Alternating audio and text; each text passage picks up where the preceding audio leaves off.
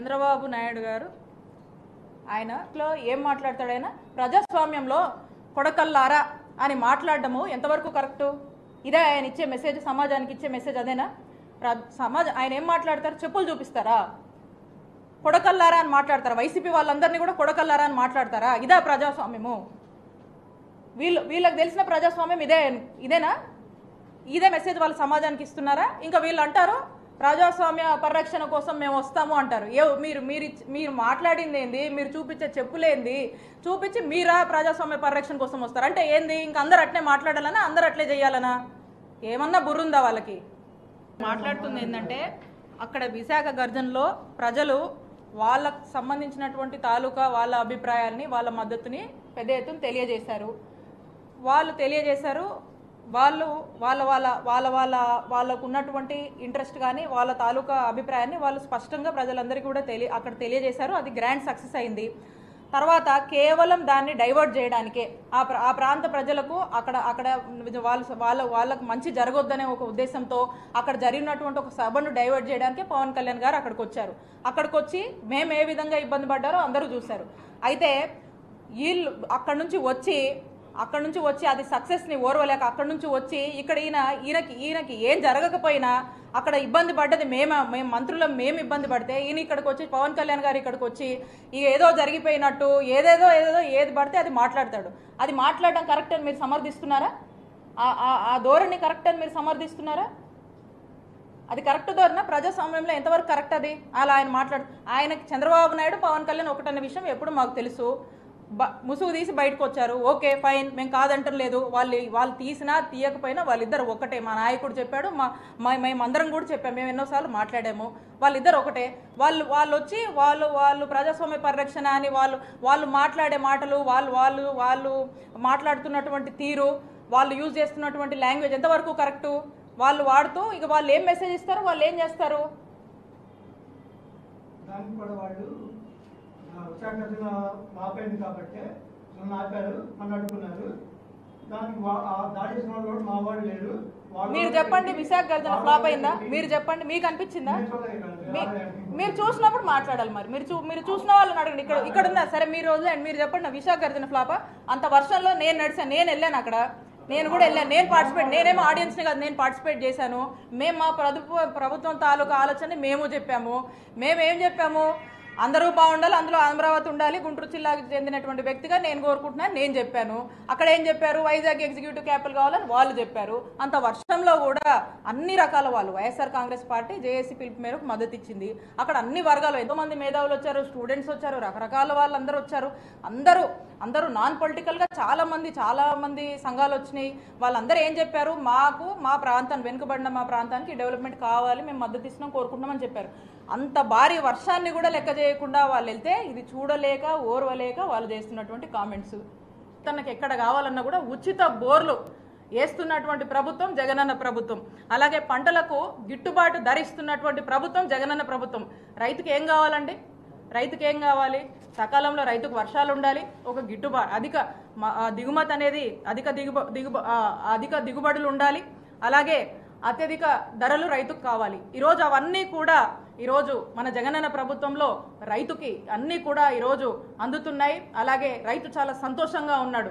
మరి ఇలాంటి ఒక గొప్ప పరిపాలనని ఓర్వలేక, జగనన్న పరిపాలనని ఓర్వలేక ఈరోజు చంద్రబాబు నాయుడు ఈ పంట పొలాల పరిశీలన పేరుతో వచ్చి ఈరోజు రాజకీయం చేయటము, అసలు రైతుల గురించా, ఆ పంట పొలాల గురించా, ఆ పంట పొలాల పరిశీలన పేరుతోనే కానీ అసలు ఖచ్చితంగా ఒక రాజకీయ స్వార్థమే కనపడతా ఉంది. ఎందుకంటే ఇక్కడ ఉన్నాయని ఒక ఆయన ఉన్నాడు అక్కడ.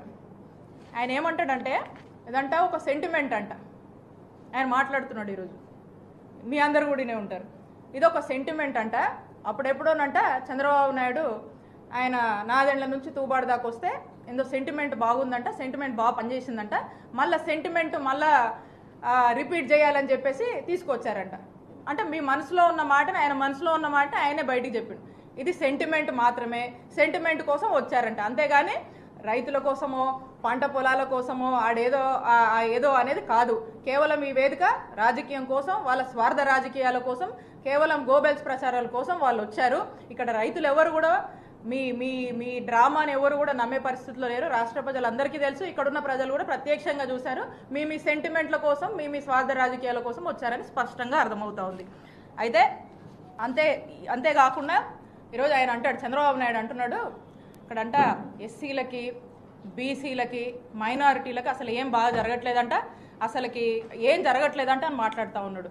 ఈరోజు రైతుల గురించి కానీ, బీసీల గురించి కానీ, ఎస్సీల గురించి కానీ, మైనారిటీల గురించి కానీ మాట్లాడే హక్కు చంద్రబాబు నాయుడుకి లేనే లేదు. ఎందుకంటే ఈరోజు మన జగనన్న ప్రభుత్వంలో ఈరోజు రాష్ట్రంలో అత్యధికంగా ఈరోజు వస్తున్నటువంటి సంక్షేమ పథకాల్లో చాలా ఎక్కువ శాతం కూడా ఈరోజు ఈ రాష్ట్రంలో ఉన్నటువంటి బీసీ, ఎస్సీ మైనారిటీలకు, ఎస్టీ మైనారిటీలకు అందరికీ కూడా అందుతూ ఉన్నాయి.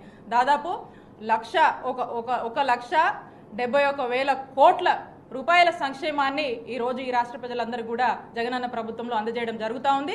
మరి దీంట్లో ఎక్కువ శాతం కూడా లబ్ధిదారులము ఉన్న బీసీలు, ఎస్సీలు, ఎస్టీలు, మైనారిటీలు ఉన్నామని తెలియజేస్తూ ఉన్నాము. మరి మీ హయాంలో వీళ్ళందరినీ కూడా, మా అందరినీ కూడా ఏ విధంగా రాష్ట్రంలో ఉన్నటువంటి అందరూ కూడా ఏ విధంగా ఇబ్బంది పడ్డారో తెలుసు. మరి ఈరోజు మీరా వచ్చి మాట్లాడుతున్నారు అంటే మీ రాజకీయాల కోసం ఇక ఏదంటే అది మాట్లాడతారు, ఏది పడితే అది విమర్శలు చేయొచ్చు. కాబట్టి మీరు చేసేటువంటి గోబల్స్ ప్రచారాలు కానీ, మీరు చెప్పేటువంటి అబద్ధాలు కానీ ఈ రాష్ట్రంలో ఎవ్వరూ నమ్మే పరిస్థితిలో లేరు. కాబట్టి మీరు ఈ కేవలం ఈ పేరుతో మీ రాజకీయ స్వార్థం కోసమే ఈరోజు చిలుకూరుపేట వచ్చారు, మా పల్నాడు జిల్లాలో తిరిగారు. కేవలము ఒక సిచ్యువేషన్ని మీరే క్రియేట్ చేసుకొని వచ్చారు. కాబట్టి మీరు వచ్చిన దాన్ని కానీ మీరు మాట్లాడింది కూడా ఎవడు నమ్మే పరిస్థితిలో లేరు అని చెప్పి ఈ సందర్భంగా తెలియజేస్తున్నారు.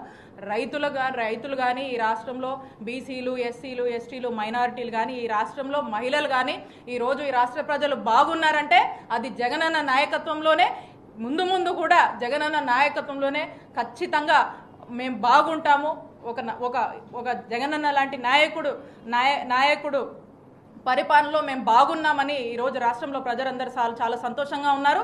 ఇలాంటి నాయకుడు 10 కాలాల పాటు చల్లగా ఉండాలని ప్రతి ఒక్కరు దీవిస్తున్నారు. ఈ రాష్ట్ర ప్రజలందరూ కూడా జగనన్న నాయకత్వానికి, వైఎస్ఆర్ కాంగ్రెస్ పార్టీకి మద్దతుగా ఉన్నారని చెప్పి ఈ సందర్భంగా తెలియజేస్తున్నాను. ఇందాక చెప్తా ఉన్నాను, చంద్రబాబు నాయుడు గారు ఆయనలో ఏం మాట్లాడతాడైనా ప్రజాస్వామ్యంలో కొడకల్లారా అని మాట్లాడడము ఎంతవరకు కరెక్టు? ఇదే ఆయన ఇచ్చే మెసేజ్, సమాజానికి ఇచ్చే మెసేజ్ అదేనా? ఆయన ఏం మాట్లాడతారు? చెప్పులు చూపిస్తారా? కొడకల్లారా అని మాట్లాడతారా? వైసీపీ వాళ్ళందరినీ కూడా కొడకల్లారా అని మాట్లాడతారా? ఇదే ప్రజాస్వామ్యము? వీళ్ళకి తెలిసిన ప్రజాస్వామ్యం ఇదేనా? ఇదే మెసేజ్ వాళ్ళ సమాజానికి ఇస్తున్నారా? ఇంకా వీళ్ళు అంటారు ప్రజాస్వామ్య పరిరక్షణ కోసం మేము వస్తాము అంటారు. మీరు మాట్లాడింది ఏంది? మీరు చూపించే చెప్పులేంది? చూపించి మీరా ప్రజాస్వామ్య పరిరక్షణ కోసం వస్తారు అంటే ఏంది? ఇంకా అందరు అట్లే మాట్లాడాలనా? అందరు అట్లే చేయాలనా? ఏమన్నా బుర్రుందా వాళ్ళకి? చంద్రబాబు నాయుడు గారు ఆయనలో ఏం మాట్లాడతాడైనా ప్రజాస్వామ్యంలో కొడకల్లారా అని మాట్లాడడము ఎంతవరకు కరెక్టు? ఇదే ఆయన ఇచ్చే మెసేజ్, సమాజానికి ఇచ్చే మెసేజ్ అదేనా? ఆయన ఏం మాట్లాడతారు? చెప్పులు చూపిస్తారా? కొడకల్లారా అని మాట్లాడతారా? వైసీపీ వాళ్ళందరినీ కూడా కొడకల్లారా అని మాట్లాడతారా? ఇదే ప్రజాస్వామ్యము? వీళ్ళకి తెలిసిన ప్రజాస్వామ్యం ఇదేనా? ఇదే మెసేజ్ వాళ్ళ సమాజానికి ఇస్తున్నారా? ఇంకా వీళ్ళు అంటారు ప్రజాస్వామ్య పరిరక్షణ కోసం మేము వస్తాము అంటారు. మీరు మాట్లాడింది ఏంది? మీరు చూపించే చెప్పులేంది? చూపించి మీరా ప్రజాస్వామ్య పరిరక్షణ కోసం వస్తారు అంటే ఏంది? ఇంకా అందరు అట్లే మాట్లాడాలనా? అందరు అట్లే చేయాలనా? ఏమన్నా బుర్రుందా వాళ్ళకి?